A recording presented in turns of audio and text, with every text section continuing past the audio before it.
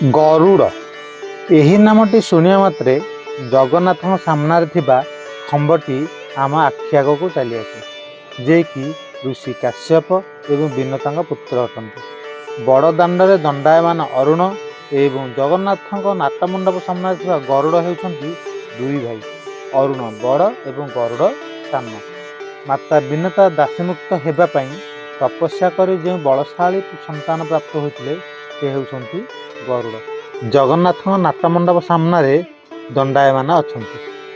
ଖମ୍ବର ଠିକ୍ ଉପରି ଭାଗରେ ଗରୁଡ଼ କରପତ୍ର ଯୋଡ଼ିବା ମୁଦ୍ରାରେ ଦଣ୍ଡାୟମାନ। ଏହି ସ୍ତମ୍ଭର ଉଚ୍ଚତା ହେଉଛି 7 ଫୁଟ ଏବଂ ସ୍ତମ୍ଭ ଉପରେ ଦଣ୍ଡାୟମାନ ଅବସ୍ଥାରେ ଥିବା ଗରୁଡ଼ ହେଉଛନ୍ତି 3 ଫୁଟ।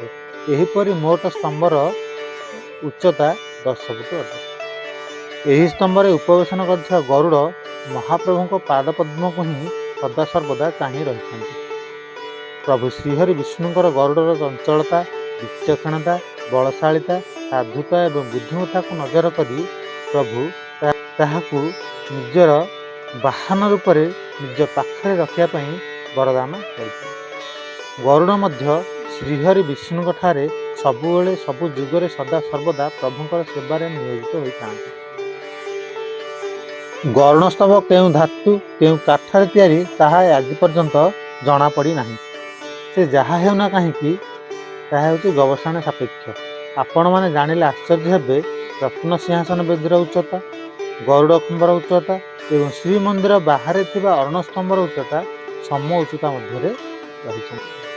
ଯେତେବେଳେ ପ୍ରେମାବତାର ଶ୍ରୀ ଚୈତନ୍ୟ ଶ୍ରୀକ୍ଷେତ୍ରରେ 18 ବର୍ଷର ରହଣି କାଳରେ ଗରୁଡ଼ ଖମ୍ବର ପଛଭାଗରେ ରହି ଜଗନ୍ନାଥଙ୍କୁ ଦର୍ଶନ କରିଥିଲେ, ପ୍ରମାଣ ସ୍ୱରୂପ ଭୋଗ ମଣ୍ଡପର ଦ୍ୱାର ନିକଟରେ ତାଙ୍କର ଆଙ୍ଗୁଳି ଛାପ ଏବେ ମଧ୍ୟ ଦୃଶ୍ୟମାନ ହେଉଛି। ଏହି ଗରୁଡ଼ ଖମ୍ବର ରକ୍ଷଣାବେକ୍ଷଣ ଏବଂ ସେବା ଯୋଗ ପାଇଁ ଶ୍ରୀମନ୍ଦିରର କିନ୍ନର ସେବକମାନେ ନିୟୋଜିତ ହୋଇଅଛନ୍ତି। ଏହି ସେବକମାନେ ପ୍ରତିଦିନ ପାହାନ୍ତାରୁ ଗରୁଡ଼ଙ୍କୁ ସ୍ନାନ କରାଇଥାନ୍ତି। ଏହି ସ୍ନାନୋଦକ ବହୁ ରୋଗହାରୀ ବୋଲି ବିଶ୍ୱାସ କରାଯାଏ। ଏତଦ୍‌ବ୍ୟତୀତ ଯେଉଁ ଦମ୍ପତିଙ୍କର ସନ୍ତାନ ସନ୍ତତି ହେଉ ନଥାଏ, ଗରୁଡ଼ଙ୍କ ଠାରେ କଦଳୀ ଭୋଗ କରି ସ୍ନାନୋଦକ ମିଶାଇ ପ୍ରସାଦ ସେବନ କଲେ ସନ୍ତାନବତୀ ହୋଇଥାନ୍ତି ବୋଲି ବିଶ୍ୱାସ କରାଯାଇଥାଏ। କିନ୍ନର ସେବକମାନେ ଗରୁଡ଼ଙ୍କ ସ୍ନାନ ଅନ୍ତେ ଚୁଆ ଚନ୍ଦନ ମାଜଣା କରିଥାନ୍ତି। ଗରୁଡ଼ଙ୍କ ପାଇଁ ଶ୍ରୀମନ୍ଦିରରେ କୌଣସି ପ୍ରକାର ସ୍ୱତନ୍ତ୍ର ବ୍ୟବସ୍ଥା କରାଯାଇ ନାହିଁ। ତ୍ରେତୟା ଯୁଗରେ ରାମଚନ୍ଦ୍ରଙ୍କର ନାଗଫାସ ବନ୍ଧନ ସମୟରେ ଗରୁଡ଼ ଦୁଇ ଭାଇ ରାମ ଏବଂ ଲକ୍ଷ୍ମଣଙ୍କୁ ନାଗଫାସ ବନ୍ଧନମୁକ୍ତ କରିଥିଲେ।